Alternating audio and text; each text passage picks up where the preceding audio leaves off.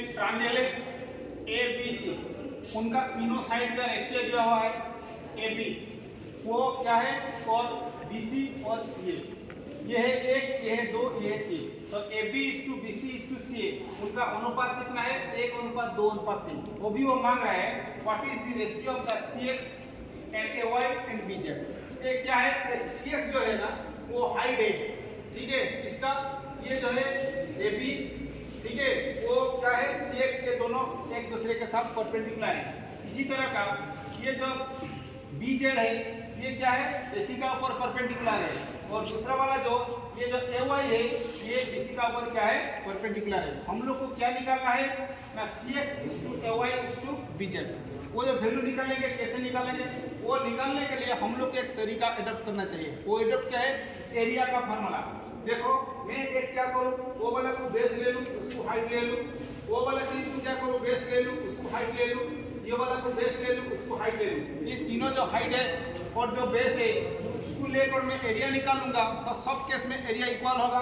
मान लो वो वाला केस में क्या होगा ना, delta 1 is to delta 2 is to क्या है ना, डेल्टा 3।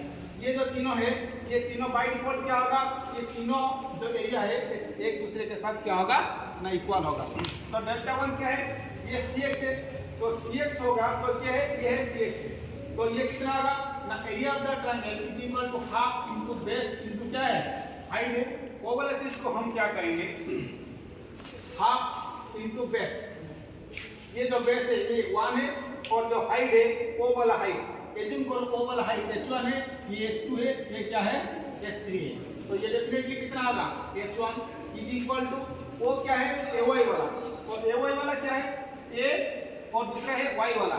तो वो वाला केस में एरिया कितना होगा, हाफ इनटू बेस, बेस ये कितना होगा bc, ये होगा 2, ये कितना होगा h2 इज इक्वल टू, और तीसरा वाला जो है ये क्या है bz, तो bz कहाँ पे है, ये b है, ये z है, ठीक है। वो वाला केस में हम एरिया कैसे निकालेंगे, हाफ इनटू बेस, वो बेस कितना है ये 3, और हाइट कितना है s3।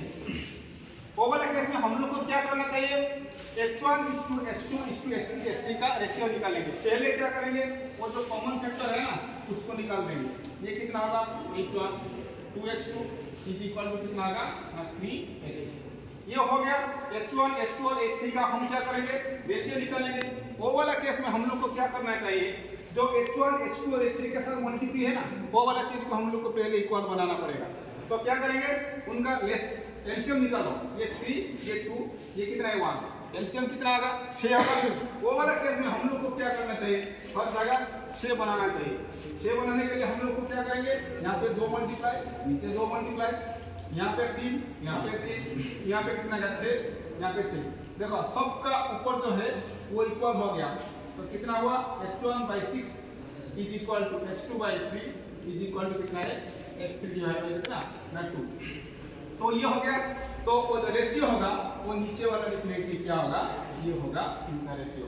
तो रेशियो कितना होगा, वो वाला का रेशियो 6:3:2, वो ये करेक्ट आंसर।